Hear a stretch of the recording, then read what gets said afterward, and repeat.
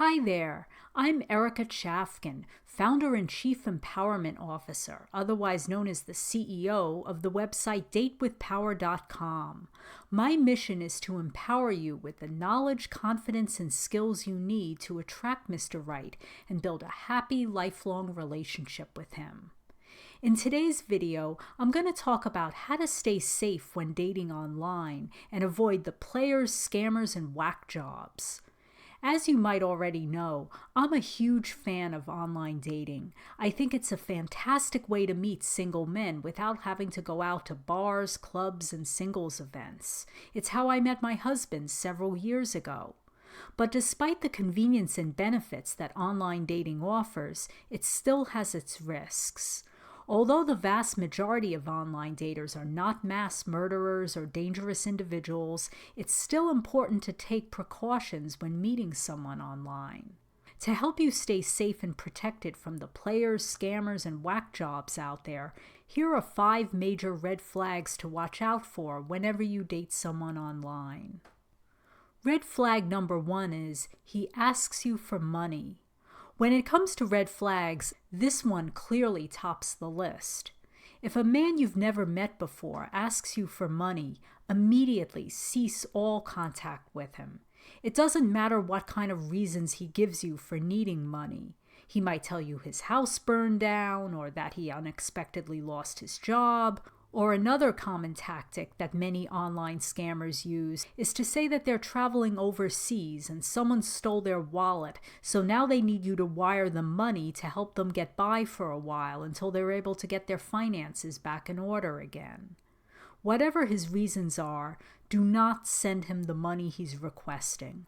Otherwise, not only will you never hear from him again, but you'll also be out a significant chunk of change that'll probably never be recovered. When it comes to men asking you for money, always follow this cardinal rule.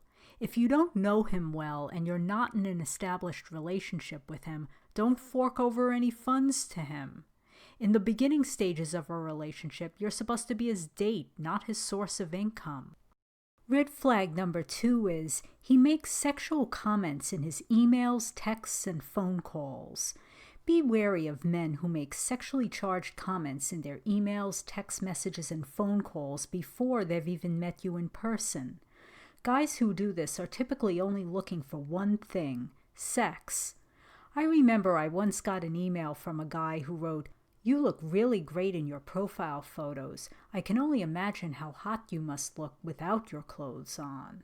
Now, while I was flattered by what he wrote, I felt his comment was highly inappropriate given that he had never met or spoken to me before. I immediately deleted his email and never wrote back. Another guy once asked me during our very first phone conversation what my favorite sexual position was. I was appalled by his indecency.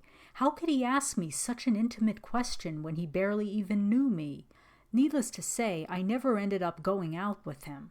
I had better things to do with my time than date someone who was obviously just looking for sex. In general, when a guy sends you sexually suggestive emails, text messages, or asks you sexually charged questions over the phone before he really knows you, then he's probably a player and not a relationship-minded person. Red flag number 3 is he never mentions getting together. I've always been leery of guys who email women for several weeks or months without ever asking them out. Unless a man is looking for an online pen pal, he should want to get together with you after 1 or 2 weeks of emailing you. Even if he lives far away, he should still express an interest in meeting you at some point in the not-too-distant future. When a man shows little or no desire to meet in person, it's often because he's seeing other women but wants to keep you on the sidelines as a backup in case things don't work out with the other ladies he's dating. Unless there are extenuating circumstances, if a man hasn't asked you out or at least hinted at getting together within 2 to 3 weeks of contacting you, I'd move on and try to find someone else who actually wants to date you, as opposed to just engaging in an endless email exchange that goes nowhere. After all, you deserve to be someone's girlfriend, not their online pen pal. Red flag number 4 is he has a negative view of women and relationships. Be wary if a man complains a lot in his profile or just seems bitter and fed up with women and relationships. After all, you want to be around someone who makes you feel good and lifts your spirits, not bring you down. I remember I once came across a man's profile where he said something like, "Please don't bother contacting me if you're bitchy, controlling, and still pining over your ex." While I could understand where he was coming from, I found his negativity to be very off-putting. It seemed like he had a real chip on his shoulder when it came to women, and that really turned me off. I decided not to contact him and instead moved on to someone else's profile that sounded much more cheerful and upbeat. Red flag number 5 is he doesn't say much in his profile and leaves most of the profile questions blank.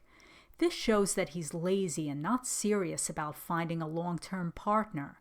If he's not willing to put in the time and effort to write a good dating profile, he's certainly not going to put in the time and effort to get to know you and build a relationship with you. Plus, if he doesn't say much in his profile, then how are you supposed to know if he'd even be a good match? I remember I once saw a guy's profile on Match where the only questions he answered were the ones about his age, location, and marital status. Everything else was no answer. I took one look at his profile and said, next. I figured, why waste my time contacting him if I hardly know anything about him? That's why my advice to you is, if you ever encounter a profile that's devoid of information, just tell yourself, next, and move on. Don't bother contacting someone you know next to nothing about. Now bear in mind that a man might not do any of the 5 things I just mentioned, but still be a player, scammer, or whack job. That's why it's important to follow these additional safety tips. First, always meet in a public place on your first date.